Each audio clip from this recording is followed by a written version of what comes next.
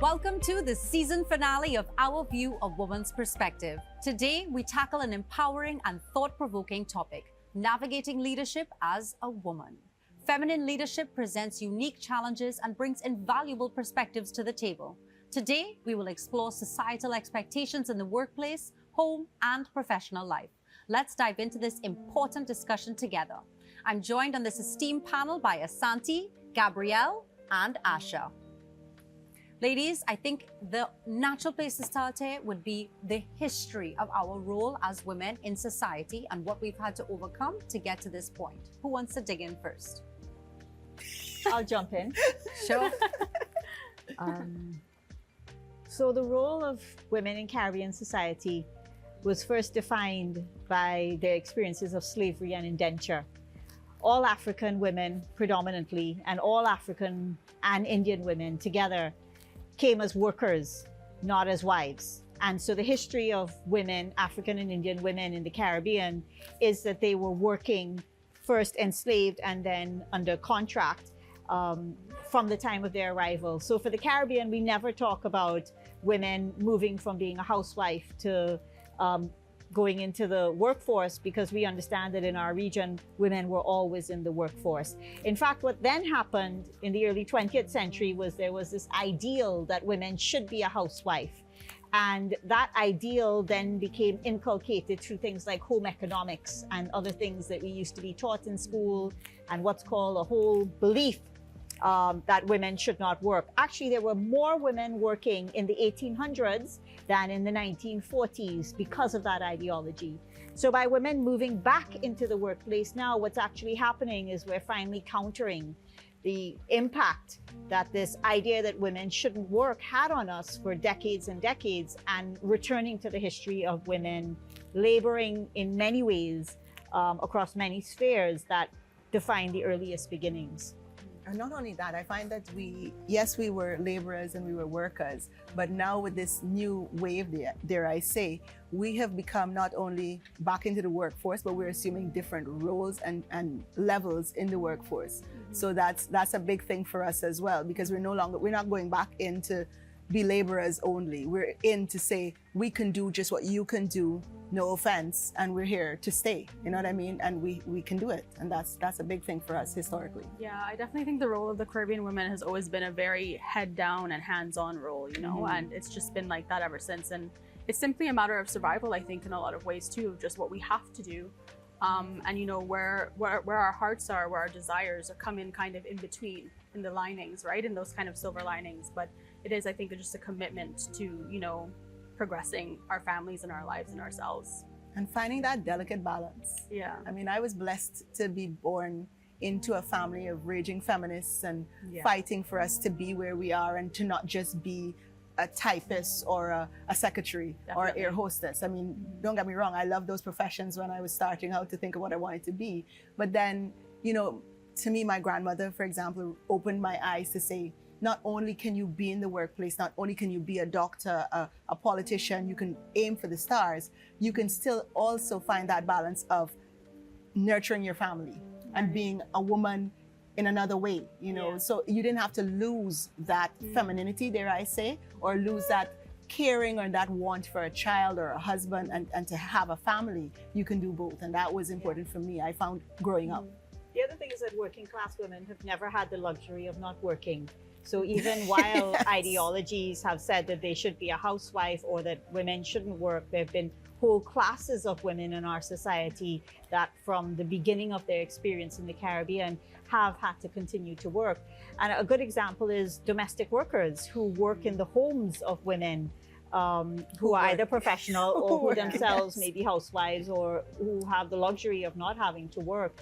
And so I think we have to keep in mind that when we think about women and the workplace, that what our own history allows us to show is different from other societies, and also what we fought for in the contemporary moment. And what they've, like I used to tell my grandmother, I used to say, you know, you all fought for us to be equal, but then did you fight for us to be equal and still be in the kitchen, you know, jokingly? And then she would say something like, what we did is like building a house. So we gave you all the foundation.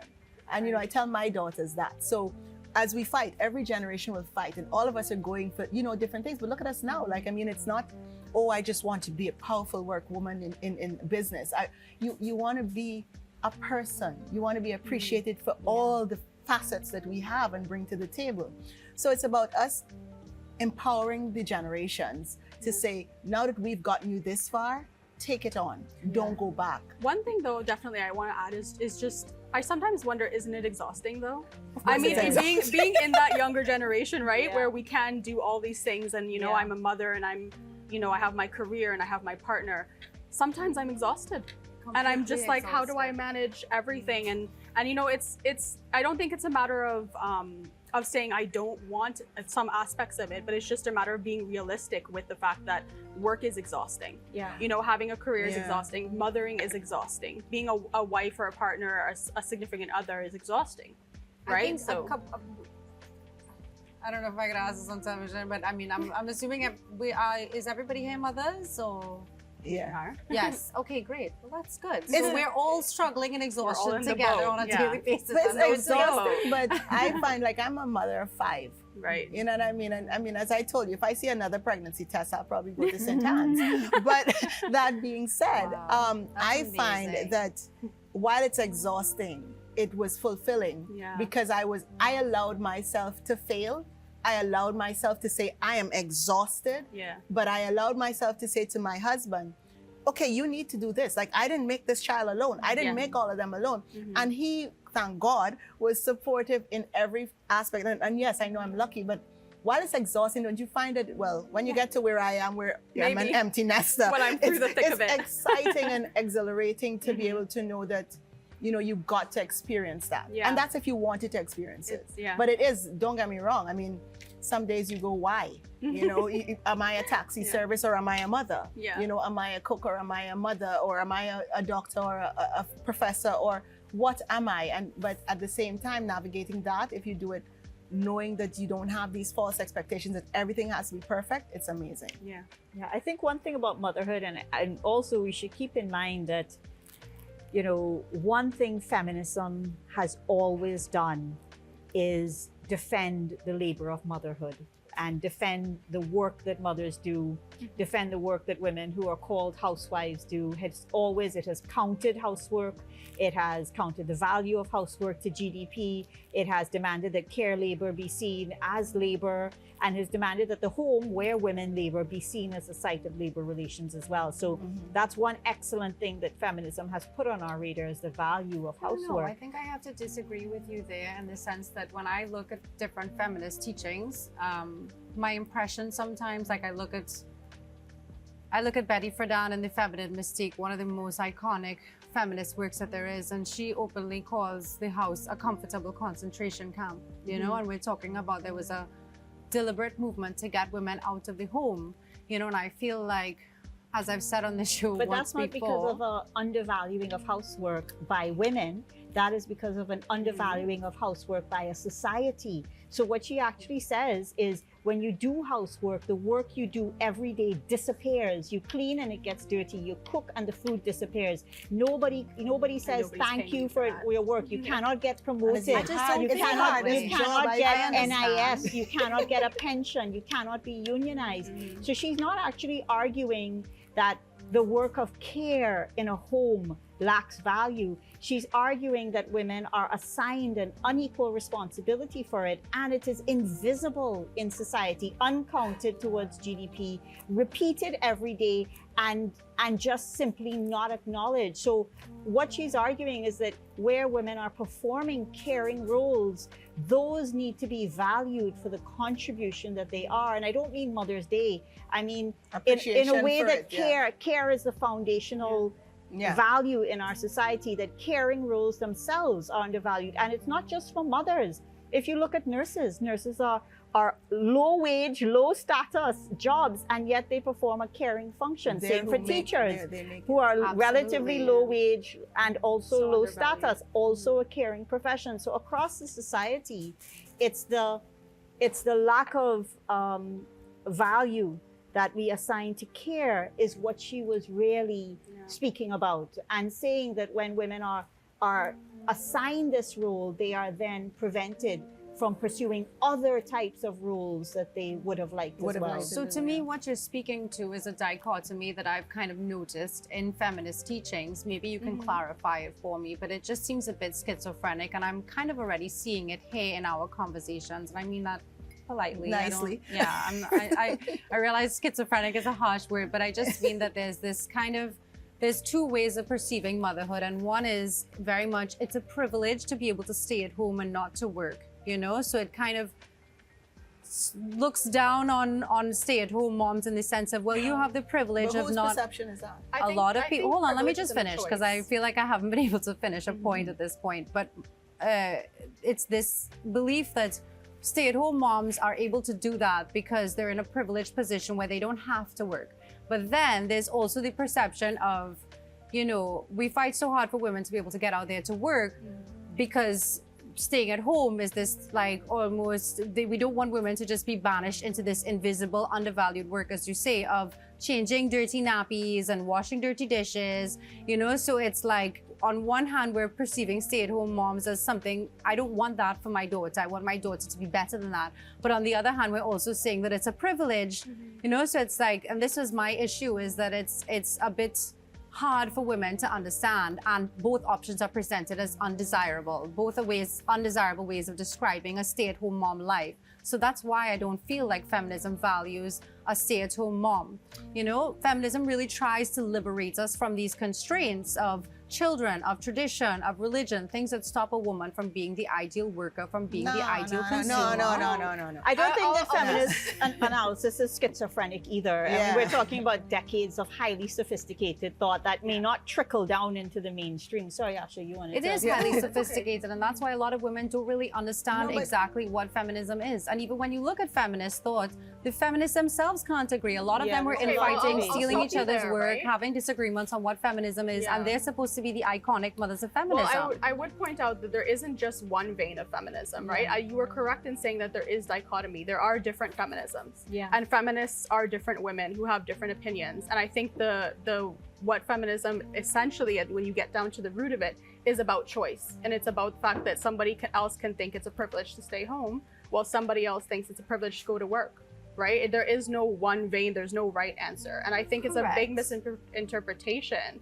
that people think that feminism should only have one argument and that it needs to remain the same forever. Why should it not evolve as societies evolve? My issue is that feminism holds choice and an esteem above everything else. So it holds freedom as the most important thing, but it's not balancing that virtue or value against other values. Actually, so at that point, it important- starts to detract from societal, how to say it? It's just not balanced, because But feminism is all about choice, it's all about freedom, but at the same time, at the cost of the erosion of certain things like the nuclear feminism family. is its It's core empowering. value is What is the value its core of value is family, justice, Yeah. not just choice, actually, because one can empower women to make choices that are poor choices for the larger society around us. We can choose to support legislation that harms poor women and call it choice, but actually our criteria as feminists is what we are doing, advancing justice across multiple issues, not just for women, for persons with disabilities, for persons who are LGBT, for persons who are poor. So our responsibilities are to justice. That's the first thing. The second thing is I Gabby, love Gabby you. and Sarah, hear what? This has been so much fun, but we have to now take a break.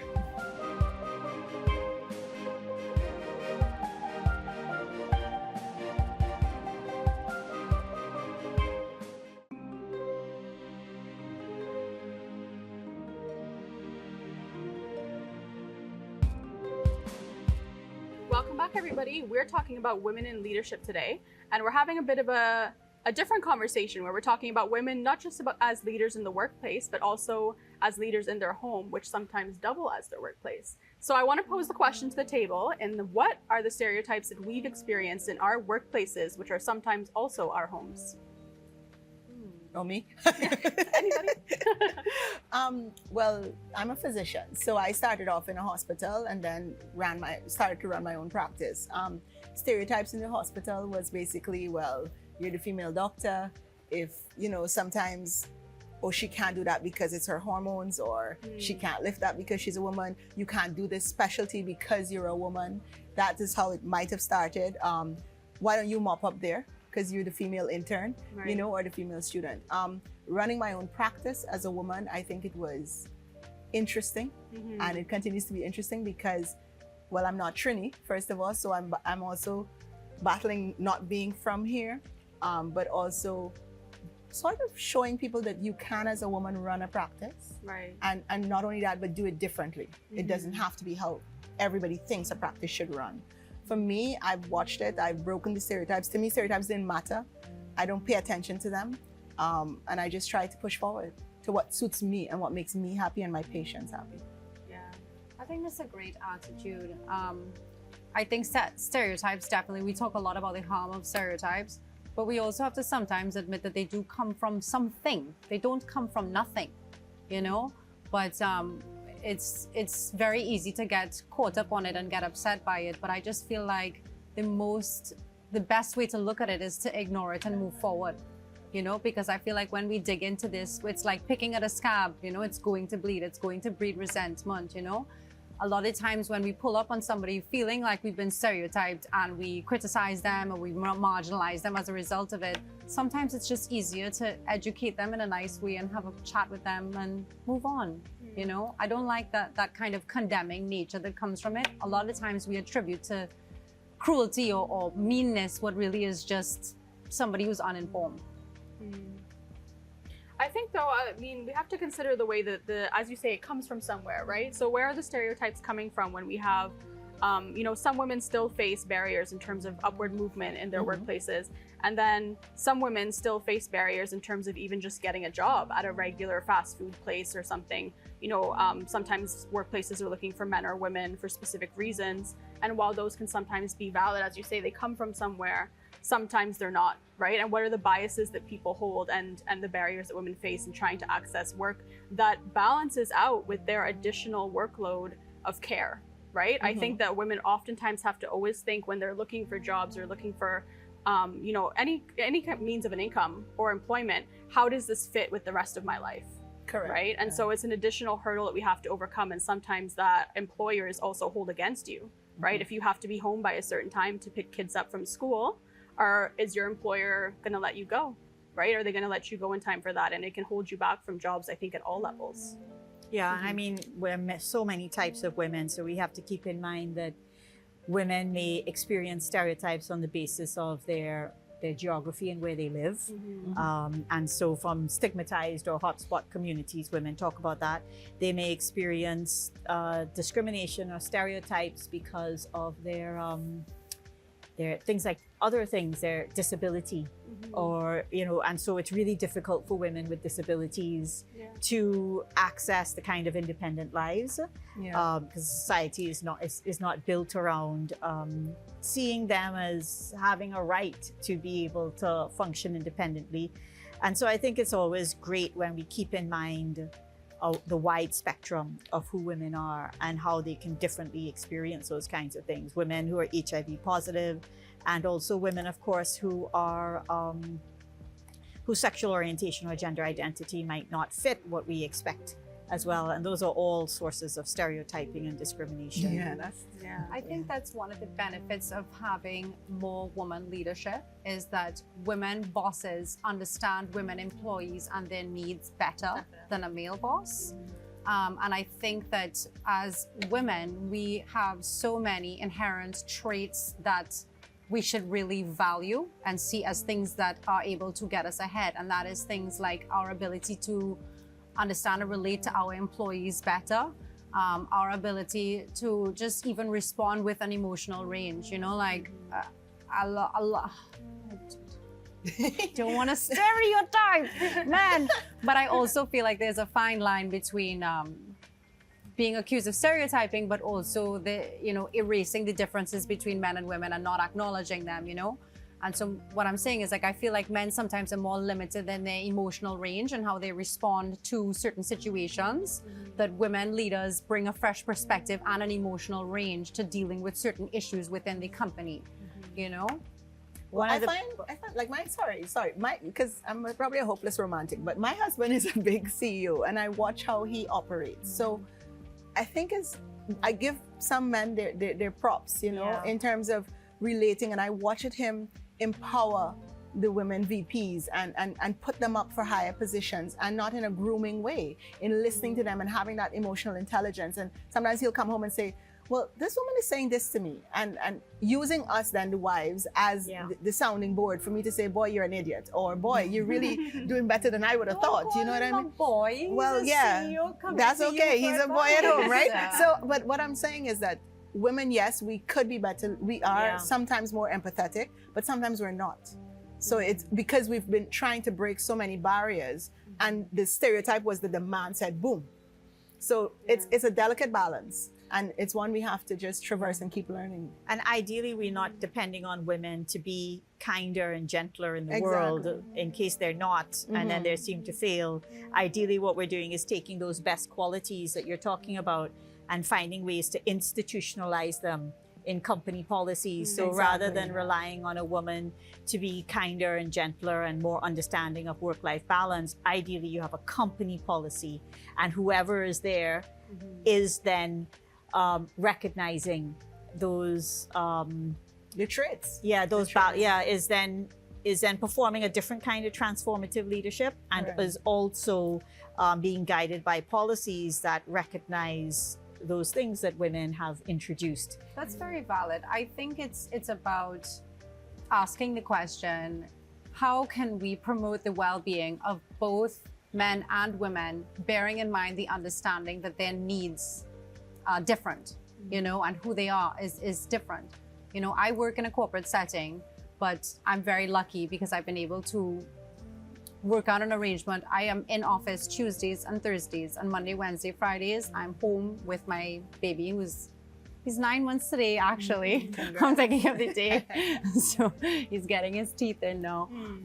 But yeah, so it's kind of a critical period where I want to be home, you know, and then on Tuesdays and Thursdays, my mother-in-law comes over. She's there with my husband. He works from home. He has his own business. So it's what you were talking about, where we've kind of found a way to have a blended situation. You know, unfortunately, the problem is that's not available to most, you know, Yeah. and it really does end up being a dilemma, you know, but I do think that channeling those motherly and nurturing side of you can really, those characteristics can really propel you. Like I look at someone like our former Prime Minister, Kamala Persad-Bissessar.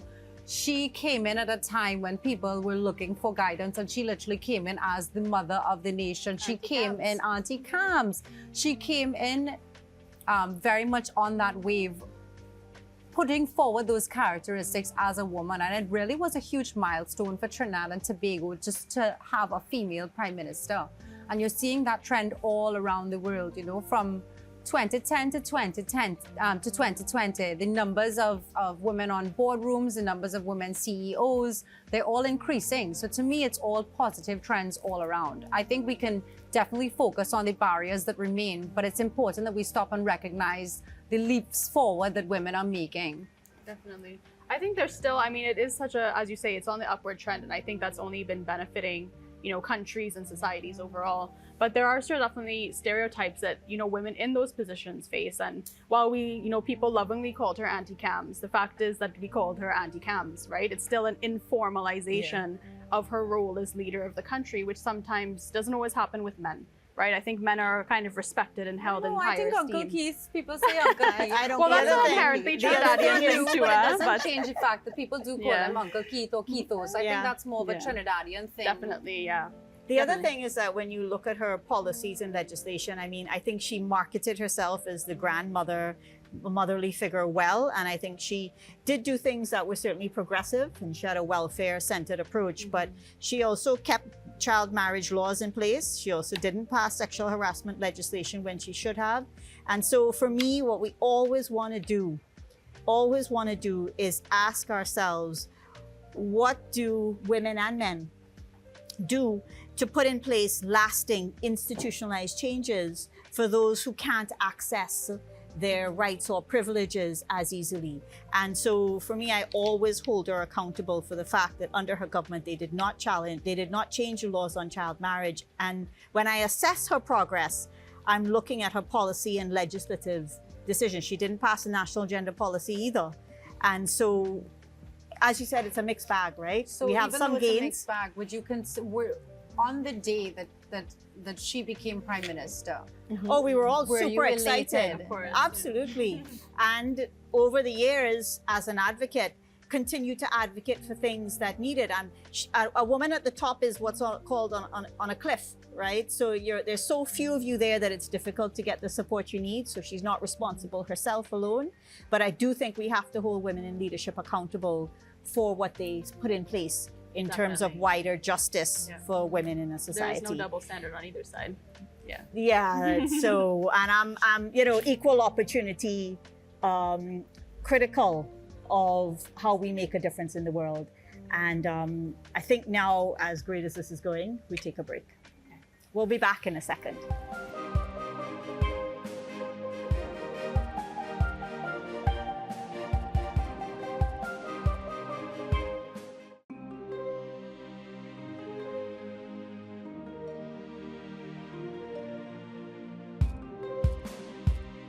Welcome back to Our View, A Woman's Perspective, where we are discussing navigating leadership with women.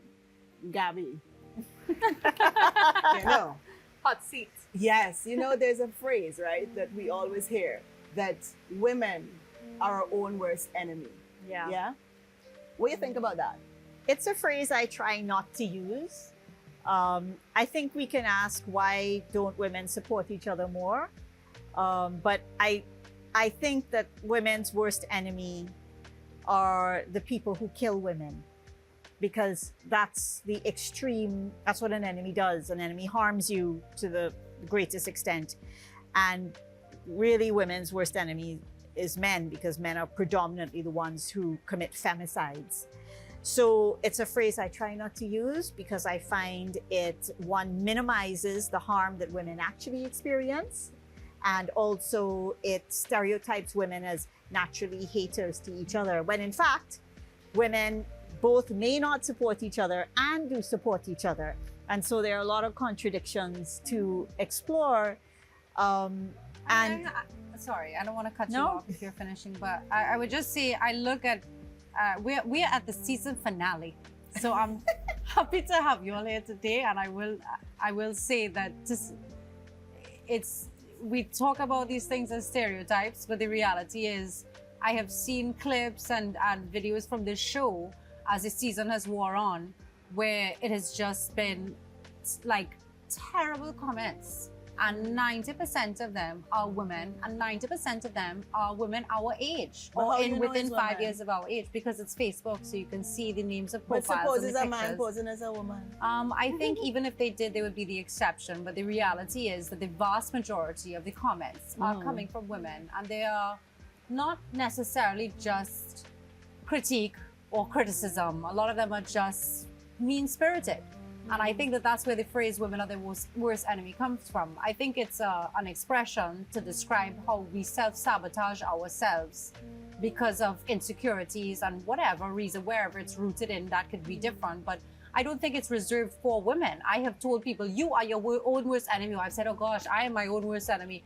And I don't But we mean don't that say it necessarily. about men. I don't know why we wouldn't. I told my husband that last week. I said, you always think you're on time, but you're late. You are your own worst enemy. No, That but doesn't we have don't anything say to that do with, men are their own worst enemy. That's just Yeah. not a phrase we use about men, even though men are killing each other all over the world. Maybe so, and in but fact are their own worst enemies. So, but the thing is, you discourage use of the phrase, correct? Well, I just want us to use language that doesn't demonize women while describing more accurately what the problem is, which is, how do we get women to support each other more, and how do we understand why they don't? Right. But if somebody is telling me, how do we get women to support each other more in a conversation? I'm like, cool, well, we could do this, we could do that. And if somebody's telling me women are the own worst enemy, I said, I can understand this and have a conversation about that. To me, those are two very different things, where that phrase cannot replace women are their own worst enemy of what sentiment that's trying to convey. And the reality is that women do things that further this stereotype of this infighting, and again, I don't want to bring it back to the feminist movement because I feel like that's a can of worms and we have other things to discuss. But I do want to reference again that the feminist movement in the 1960s and 70s was characterized by a lot of infighting between the women. And a lot of female movements are characterized by that. Even when you look at the Me Too movement, there's still a lot of disagreement. all social movements, socialist movements, environmentalism, all movements, families, Yeah. communities, neighborhoods, professional associations, they're all characterized by this. But women get I don't even more know. Not characterized as necessarily. not getting Yeah. along Yeah, because not- we are yeah. supposed by some Because there's magic an idea that we're to supposed to always get be along. kind and always get along and always not be human. sisterhood, and there's no competition allowed, no critique But allowed. No and, movements But of not only- people yeah. always I think get that's along. a bit extreme to say But that not there's only that, no you know what competition happens and when we critique say, allowed. so when they used to say women are their own worst enemy, and when we take it into context, let's just look at leadership. If you have two political leaders and they're women, and you go, they're their own worst enemy because they're bad talking one another or so forth. And what we're trying to say is, first of all, why are we using the word enemy? Yeah, I think that's what right. you want to get Yeah. across. But not only that, like, I just find sometimes our education from historically has been that because we have fought so much to get where we are, Yeah. that somehow we're fighters, and that's all we are. We're fighters. And so other women, you say the comments that you saw on Facebook were women, and are they your enemies? And are they, why are they doing that? And that's what we're trying to say. Why are we not supportive of one another? And we're not supportive of one another because we are still like crabs in a barrel fighting to prove to everybody that we do have a place in the world, Which no is matter why where it people is. say that. But we still, I You're must saying say we I'm shouldn't. guilty. I understand. Sometimes I go, too much estrogen, I can't handle it. And I'm wrong. And I appreciate you educating me, and I won't, I probably will try not to say it anymore. But we do need to learn to support one another. But how does that start, and how are we going to get there? I think Because- it's about supporting people as people, though. I don't think Yes. it's just about women supporting women as women, because we can't exist in this binary, right, where we're only supporting people because of an aspect of their identity. Women are so much more than just women, right? Women Yeah. are workers, and they're, fighters, and they're lovers, and caregivers, and all these different things. So it's about how do we support people in their various identities, I think, is really the question, right? And it's about supporting people where they are at, meeting them where they are, and kind of just figuring out how we can be empathetic. Being empathetic is a skill that's often, I think, seen as feminine, right? But how can we be more empathetic? And I think that needs to come across as, if we want to have binaries, into the masculine, although we shouldn't, right? And that's kind of ask ourselves that question. Yeah. I think that in our society, we actually might be veering a little bit too much into empathy sometimes, in the sense that feelings take on a lot of importance, sometimes at the cost of logic and facts, because it becomes that somebody's losing their job because somebody was offended. A livelihood is ruined. Their ability to provide for their family is ruined because they said something that was out of turn. Yeah. And that kind of brings me to what you were saying about we need to support not just women, but people. But it's just funny because that was such a great explanation, and I just was waiting to hear the word "and men," and I feel like they get so left out of the conversation sometimes, and a lot of the times when you look at us at a tertiary level, women are matriculating and graduating at a much higher rate than men. We're making huge inroads into the corporate world. And men are falling behind. Men are beating us in terms of suicide. That's not really anything to brag about. It's really sad to see what's happening to a lot of men, and I'm not seeing men's empowerment initiatives the way I see why women's is it? empowerment Okay, so initiatives. So we responsibility. have been Why is wait, it? hold up. Women So have we have always been supported men. discriminated Right? all our lives. We have Millennia. suffered. I mean, Yeah. you've been putting me down for years. So now, not must I only fight to be at the top and fight to not be at the top, to be where I want to be. I don't care where you think if it's the top, the bottom, the middle. I want to be here, Yeah. and I'm fighting for that. But I must now think about your feelings after you stomp me down. So all I'm hearing is a lot of I, but I must think about you. No. Because what I'm saying is, we as women also have the power to now educate the upcoming generations, the male generation, to say, let's all work together. You understand? But I can't keep saying we But how can as you women. It's also You're saying as that I women don't care cannot- about you. No, So it's then not it's that I like don't we have to care. No. educate them to No, let no, them no, know no. that our needs come before theirs. Not before. Not before. Not our It's responsibility. not our responsibility, Not our only because responsibility. and I'm not blaming an individual man. I'm saying let us, it's like, I mean, oh my gosh, if you continuously hit a gender down and we're feminism, all of that, that movement is trying to bring the gender to equality, Yeah. not superiority. Yeah. But it does feel like No, superior. it feels like superiority, but it's equality. Therefore, what we should do is continuously have conversations. And yes, we can be empathetic, but we also have to let them know equality does not equate to superiority. So they themselves have to change their mindset on what our that's gender right. equality means. The other thing that's important to just keep in mind is that even though women have been graduating at higher numbers from the university for 20 years, that has not translated in any way into the labor market, and it certainly hasn't translated into political decision making. So somehow, even though we produce more qualified women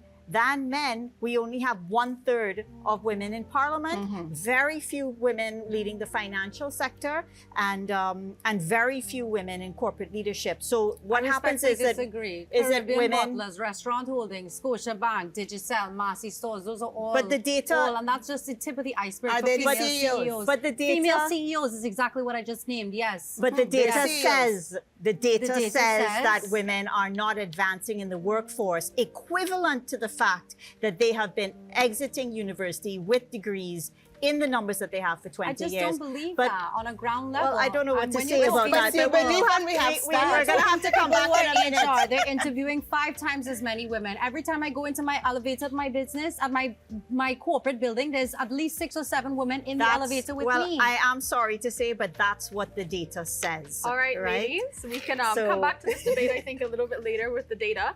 But for now, we have to take a break, so we'll see you all shortly.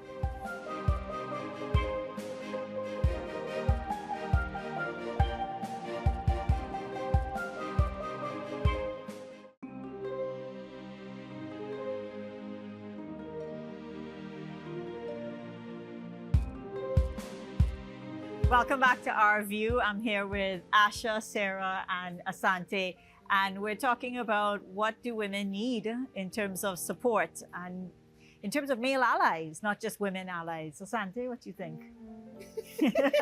You are gonna kill us with this laughing, Asante. That's me, you see.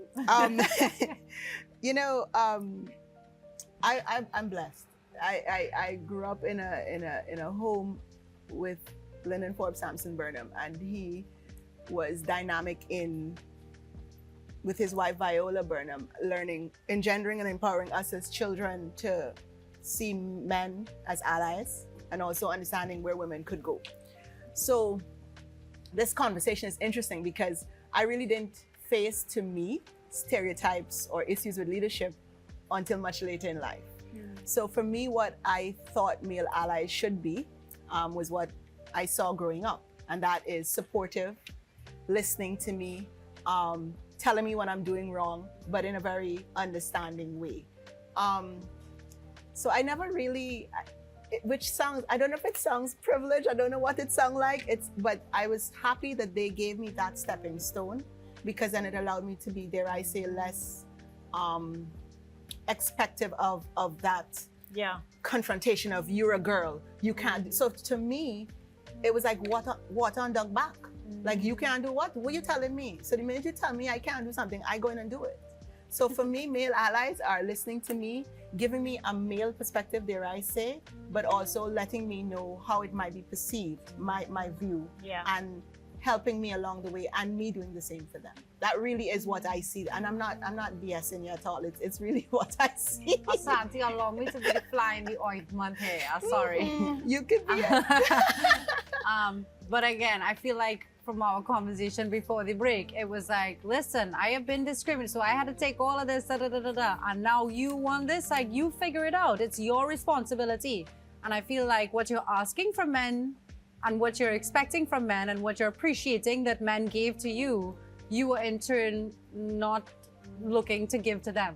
You know, or by that statement of saying, you figure it out. If you're falling behind, it's not my problem. Because that's what I'm trying to say. So, and you can, I want you to clear it up for me in that sense, you know? So what I was saying, I was responding to your statement when you said that men are feeling this way, and I said to you, it's not fully our responsibility. So being my ally and you telling me take care of you and be empathetic because you feel I'm trying to trample you is two different things. Being my ally is the same thing. It's a two-way street. We're talking, we're having a conversation. You're not seeing me as superior or inferior. We're actually getting to become equal. But on the other hand, if a man is saying to me, oh God, all you women, all you feminists, and you're trampling me, and I can't feel it, and I must be empathetic because you're thinking that all we talk about is women and women and women and gender equality, and they're feeling left out, I'm going to say to them, you know, based on history and everything that's happened to our gender and as women, while we understand where you're coming from, it's really, you have to also meet us halfway. It's not our full responsibility to teach you that this is about equality. And you know what we have to do? The conversation is to change their mindset, to understand that it's not about superiority. And it's not about me trampling you. It's about you. And yes, you're feeling that way, but you don't have to feel that. And you know why they're feeling that way? Because society still has not fully changed the mindset of what gender equality is. They're and feeling that's that what, way because they're suffering. Because they're falling behind on every metric. That's why they're feeling that way. They're feeling that behind. They're not. We work in They're W completely hard. outpacing them in education. But that They're not excuse falling me. behind on every metric No, at all. man, no, When no, it comes to no. land ownership, when it comes to political power, when it comes to corporate leadership, yeah, but when you're, it comes you're talking to, about that's violent, different. I'm talking when it comes about to religious outpacing. leadership. I'm talking about the trends. Men are trending downward in their lives for No. their successes. They're feeling invalidated no, because can I ask we you are something, taking though? on their roles. But these are We not are taking on correct. their roles as What breadwinners. role? They What cannot role? take on our roles So who gave as them the a keepers of the role? home. But who So gave they are them feeling that invalidated. But Who that's gave not them that because role? of but God? Yes. that's not We because can't- of women, Whoa. Asante. Yes. No, no, no. Asante. That is It's that is what actually- man was built to do. Man So, was built let's to do just- those things. okay. Woman was built to nurture. Let's Our just biology hold on a reflects that, second. and we are reflected to be interdependent That's not and actually complementary. true either. But if we are pushing too much into each other's spheres, that's So, when chaos starts to There's erupt. tons of things that are incorrect here. I'm really sorry, I have to say. So I've been teaching We are just for in decades. disagreement, No, but it doesn't necessarily have to be no. incorrect. What you have and I is a don't need to culture. hear, respectfully, you don't need to say that you've been teaching for years to say that that means my opinion is incorrect. So the idea that men and women are always assigned separate roles is a cultural and historical view. For example, That the is a ACA misrepresentation of what I said. I said So that for we, ex- by our bodies, are designed for different purposes to be complementary to each other. Right, but for example, Aka fathers in Africa, and I've taught this in class for decades, actually perform nurturing roles. So they don't And see... they are the exception. That doesn't change the rule. No, but what it does show is that we can't interpret that a biological difference automatically becomes a social inevitability. Nobody is saying it's That's automatic. just not- that's it's just saying not that this should correct. be what we should, at least we need to know No, where north we is want so that we men- can point the compass. So can I ask we you want something? men Get to, an hold on, we understanding. want men to be We are nurturers. erasing the differences between the sexes, and men are suffering. Not because Women are they're not suffering nurturing. also. Men are suffering because we don't bring them up the way we bring up women to also be nurturers and carers. In fact, what Because we that want isn't is a their world strength. in which men nurture and care as much as women nurture and care. We want a world that's built around nurturing and care for both women and men. And the idea of biological essentialism has long been debunked, right? In fact, men that is all crazy over, to me. That is including absolutely crazy. No, to me. but can I ask you something? Do Sure. you think? Okay, so let's put it this way: we've seen how the world worked for centuries with these so-called roles of men and so-called roles of women, well, it hasn't and the worked. world hasn't worked. Yeah. So why are I'm we not sorry, thinking? why would you say the world hasn't worked? Right now, we are living in a dying society because all of these countries, one by one, their birth rates are slipping below replacement But level. their birth rates So are at least in this slipping. crazy, backwards past, we were at least alive and flourishing and able to procreate and increase our species But and we raise have our enough young people with on the the future planet. in mind. The- Our children are suffering now. So can I tell you So I something? wouldn't Future, just it dump on the wasn't- past. It's not. No, I'm not dumping, and I said that it's about us using. You said it that as- wasn't working. Wait a minute. It's. We had so many. We've seen it. We've seen the wars. We've seen everything. We've seen what happened, and we still were not happy. So why is it? And I'm not saying make a complete 180.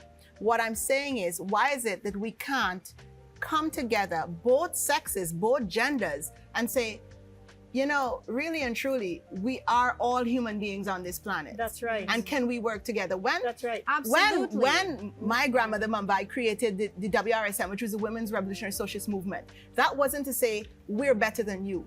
it was to say, as colored women, as women in the Caribbean, let us see what we can do, how productive we can be, what skills do we have to contribute to society, to help the men, so that we are all equal and bringing the society to a better place. Because not only that, in the Caribbean, we have another thing hitting us. We have been enslaved and indentured.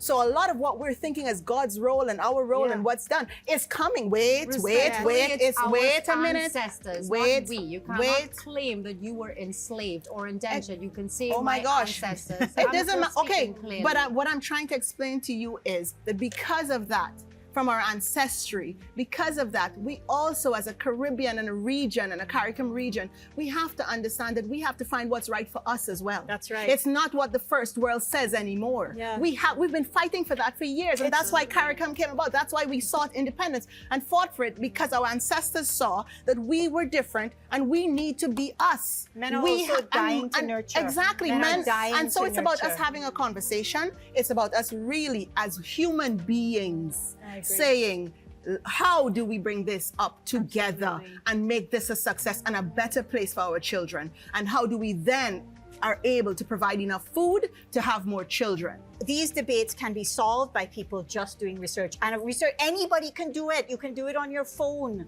And I think that that is so important, right? And we cannot just be seen as having different opinions when it exists and is available to anybody to see what is out there as the This is why data. discourse is very important, so that we can have these conversations and come from different perspectives and share them. And they're just not always going to be the same, unfortunately. I would love to hear your ladies' closing thoughts. Asante, let's start with you. Go, Asante.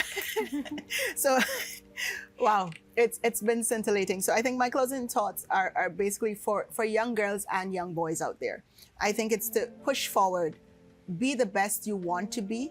And you know, don't give up. And also very important for young girls out there to understand that failure is an amazing stepping stone to success, and that we should great. not forget or be afraid of failure, because that's what makes us great. And so, you know, don't overthink it. Don't overthink the gender bias. You know, be you, push forward, and be a good person at heart, and that's how we'll make society a better place.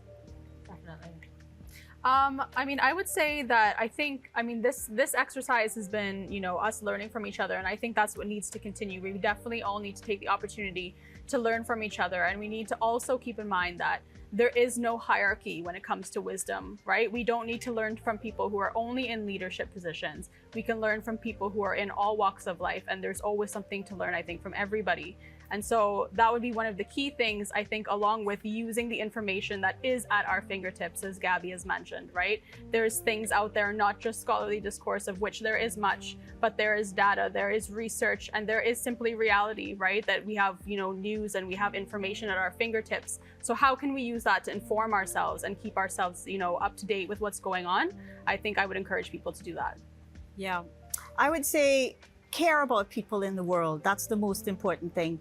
When people are subordinated, we tend to have views about them that don't reflect their reality. So take time to understand what others' realities are. If you're thinking about what feminism is, ground your feminism in the Caribbean experience of feminism, which has lasted for decades and decades and is a super rich resource. Absolutely. And I think the show would benefit from having women across the diverse spectrum, women who are HIV positive, women from the LGBT community, women from rural areas, women from Afro-Trinidadian organizations, from Indo-Trinidadian women's organizations, who are representing the fact that women are not just women, but are leading intersectional lives. I think it is really important that we listen to each other, but I think it's really important that we understand that there is a lot out there that we can rely on for an accurate understanding of our multiple realities. Well, we have reached the end of a very, very fascinating, winding road this season with Our View, A Woman's Perspective. I want to thank all of our sponsors, everybody who has been watching, and of course, all of you women and men who have allowed your minds to be open to different perspectives, because that really is what brought us here to this table time and time again. For me, my closing thoughts on this journey has been that one of the ways that we can definitely move forward as women is to lean into our femininity, lean into the gifts that we have been given instead of always trying to deny them. And just focus on being the best you can be. Compete with your own self, compete with being a better woman than you were yesterday. Support each other, be your sister's keeper. And above all, just keep an open mind to learning new things and stay positive. Thank you so much for joining us. And this has been a fantastic season finale. We hope to join you again. And ladies, of course, thank you so much for coming in today. It really has been quite the experience. You're welcome. Thank you.